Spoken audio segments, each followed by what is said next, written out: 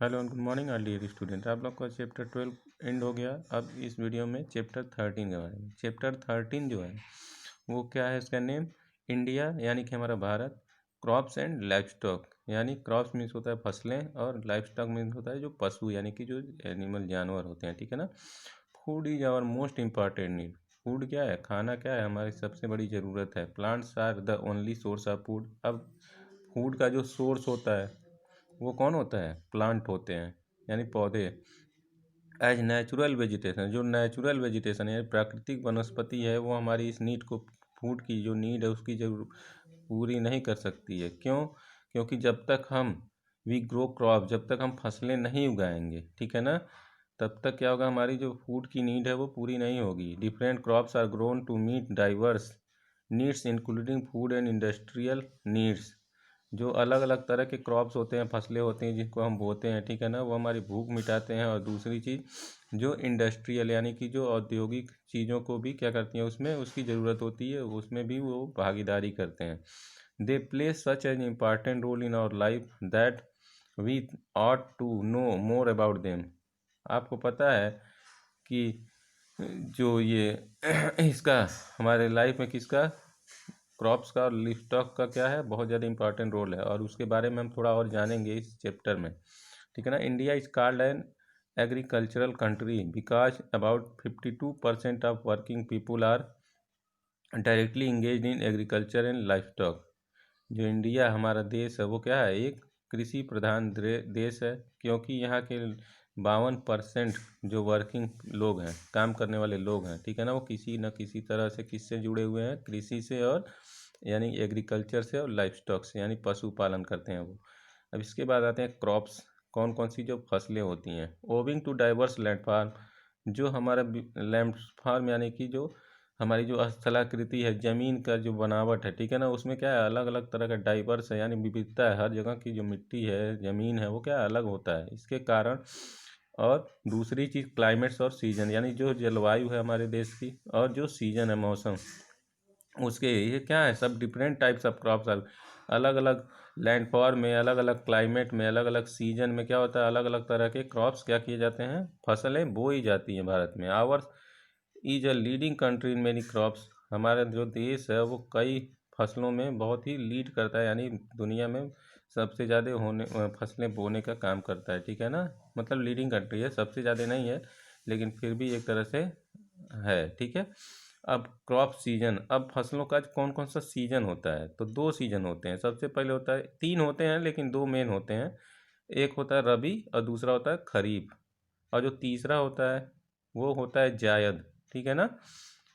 लेकिन वो मेन नहीं है, मेन कौन सा है, रबी और खरीफ की फसलें जो होती हैं, क्रॉप्स होती हैं, वही मेन होती हैं। The rabi crops are sown in winter months, rabi crops कब बोया जाता है, विंटर मंथ में, ठीक है ना। और उसको काटा कब जाता है, स्प्रिंग सीजन में, यानी कि जो सुहावना मौसम होता है, क्या बोलते हैं उसको, ठीक है ना, स्प्रिंग सीजन में क्या किया जाता है, उसको काटा जाता है। ऑन द अदर हैंड, और दूसरी तरफ क्या है, जो खरीफ क्रॉप्स है, खरीफ की जो फसलें हैं वो किस सीजन में बोई जाती हैं, रेनी सीजन में, ठीक है। और कब काटा जाता है उनको, विंटर सीजन में उसको क्या किया जाता है, काटा जाता है। India has made much progress in farming, India जो है हमारा जो देश है वो क्या, फार्मिंग के मामले में क्या है, बहुत ज़्यादा प्रोग्रेस कर रहा है, प्रगति कर रहा है।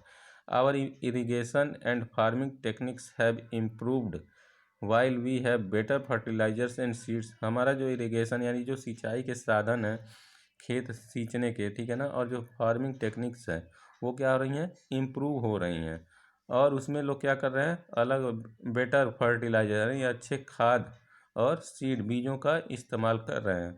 ड्यू टू दीज फैक्टर, इन सब कारणों की वजह से these crop season are not much followed, इसकी वजह से लोग क्या, सीजन जो है, ठीक है ना, उसको फॉलो नहीं करते हैं, उसका पीछा नहीं करते हैं। क्यों नहीं करते हैं, क्योंकि अच्छे फर्टिलाइजर्स आ गए हैं, सीड्स आ गए हैं, इसकी वजह से, ठीक है ना।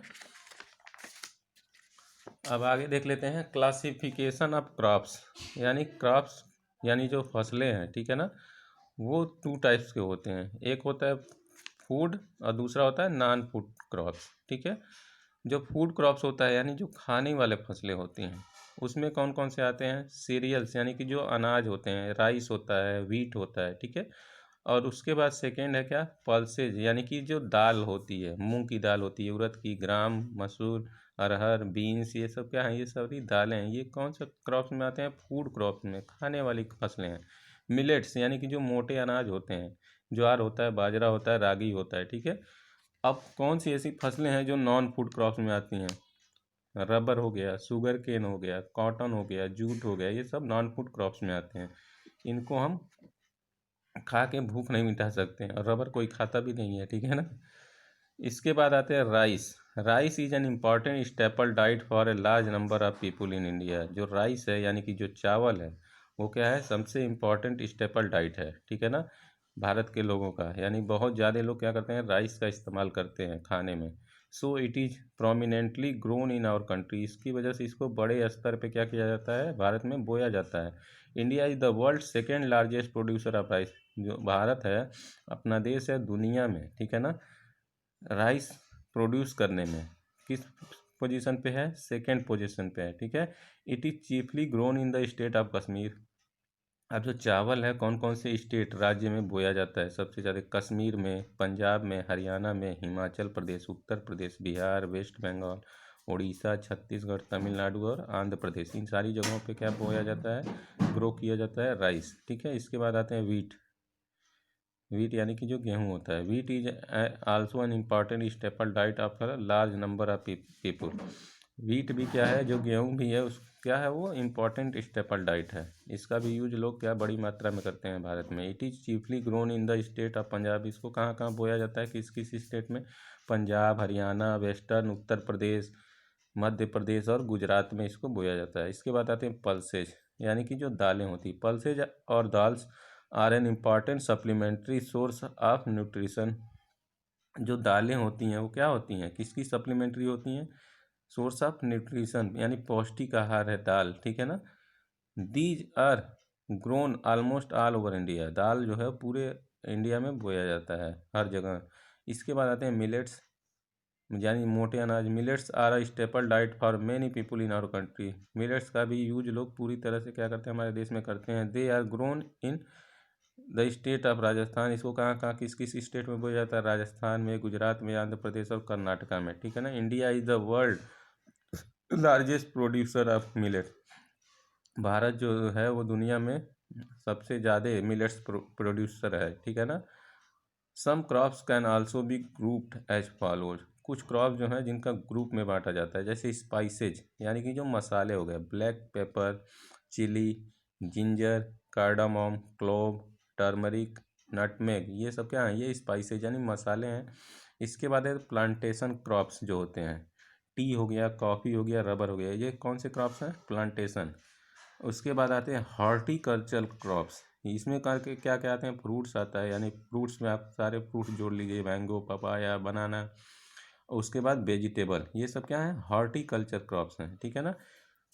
इस वीडियो में बस इतना ही। आप लोग इस चैप्टर को रीड करते रहिए। Thank you.